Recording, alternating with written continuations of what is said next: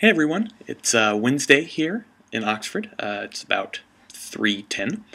It's the 16th of January, which means it's been like days 12, 13, and 14, if you're going by the day count for the video. That'll probably be the title up there, so I didn't really need to tell you that. But anyway, it's a nice day here in Oxford. As you can see, it's a little darker in the room. I'm trying to get some lovely Oxford natural light into the room here. We got a pretty free day today, so I've been working on journals and things like that. As you can see, I've added 2 more, so that's cool. So I'm really just going to kind of talk about what we've been doing the last couple of days. On Monday, we went, as you could see from the pictures I posted, Addison's Walk, Magdalen College. Those were the 2 places we went. Oh, and then the Eagle and Child as well. We ate at the Eagle and Child, which was fun, which was a pub that both Lewis and Tolkien frequented. That's where their group, the Inklings, would meet very often and discuss stories and things like that. Though our guide Paul told us that basically, if you wanted to get the real Tolkien-Lewis experience, you would go there, you would walk, you would stop at another pub, then you walk some more and stop at another pub. So we only kind of did the first bit, because then we ended up in the King's Arms, which is another pub nearby.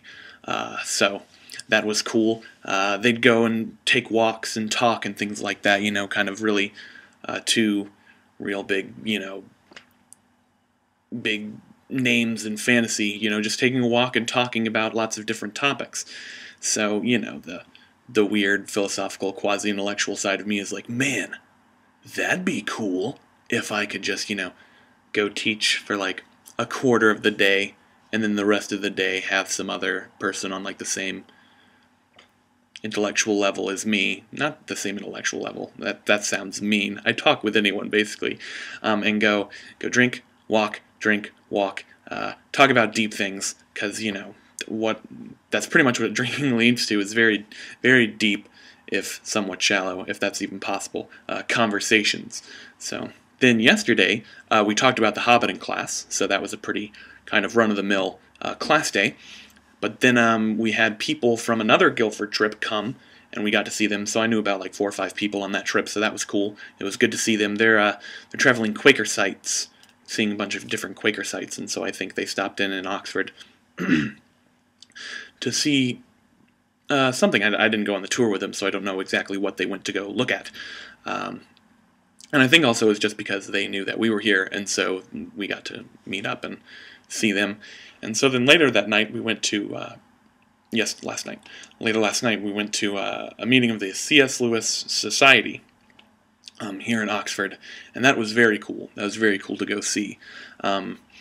The gentleman who came and spoke actually was talking about The Hobbit in relation to the film somewhat, which was very cool, especially considering my first video kind of discusses the same things, and he brings up some of the points that I brought up, which I was like, yeah!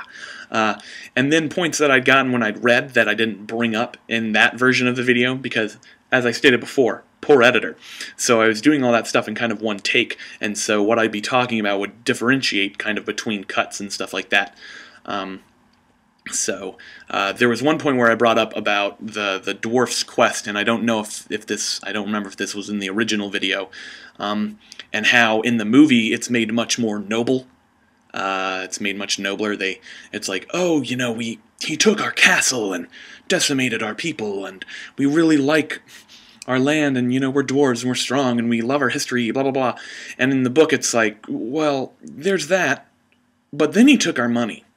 And we really like our money, because we're dwarves, and that's kind of how we work.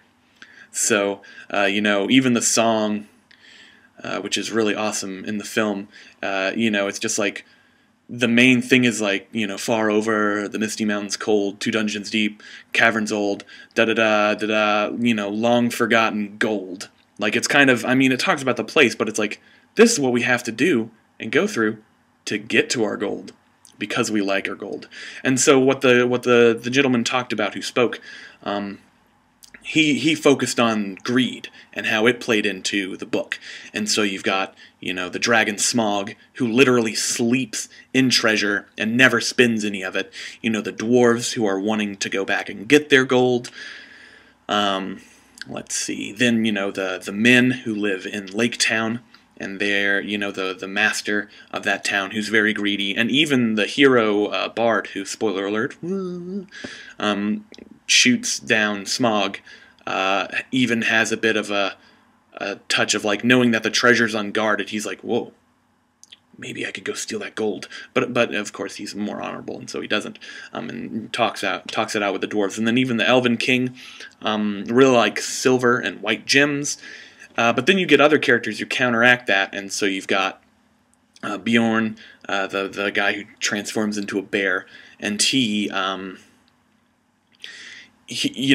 like, the only metal things in his house are forks and knives. He uses wooden bowls and things like that. Then there's some of the other elven maybe not kings, of Elrond. He is a bit less covetous of shiny things, as it were. And then Gandalf obviously doesn't really do much with his gold. And then even Bilbo. And the whole thing about, there was one bit that I like, which I'm butchering, that he said. It was something about Bilbo being a good burglar because he didn't covet treasure. So I guess being able to go in and take it, but not be taken aback and awe by it, and wanting to keep it for himself. He's able to get in there, get out, and take it away. So that was cool. Then and then talking about how that wasn't very prevalent in the film, and how they added a bunch of stuff into the film. So that was a very cool talk. It was very neat. I really enjoyed it. I wasn't bored. I mean, I yawned, but that's because it was late and I was tired. So yeah, and then today we went to the Ashmolean Museum, which was very cool. I wrote a journal about that as well. And we saw these rune stones, which were really awesome, and I had to hit myself because I didn't bring my camera, and they were really cool. So I'm going to grab that and go back on Sunday, which is one of our free days. I might go some other time during the week to go take pictures of those in particular. And then there were lots of other cool pieces of art in there that I thought were very neat. So yeah, let's see.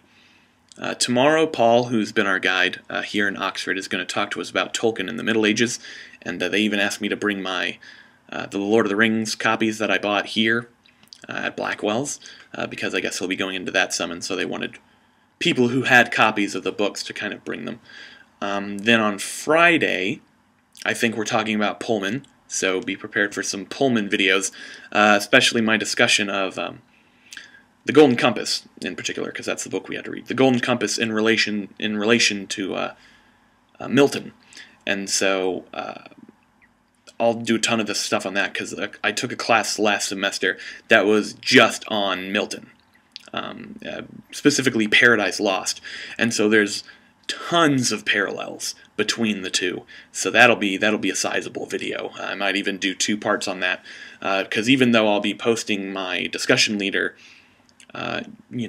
writing, I think that I'll want to talk more about that, so that might be a bigger video series.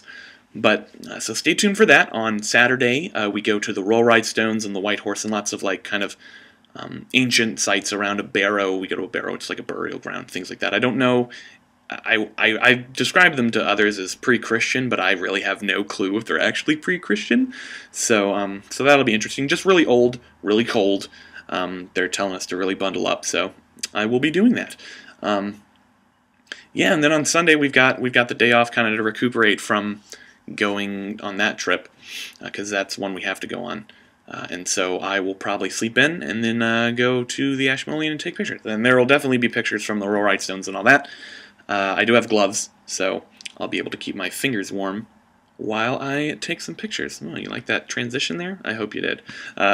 So anyway, yeah, have a great night, day, whenever you're watching this, and I'll see you next time. Bye.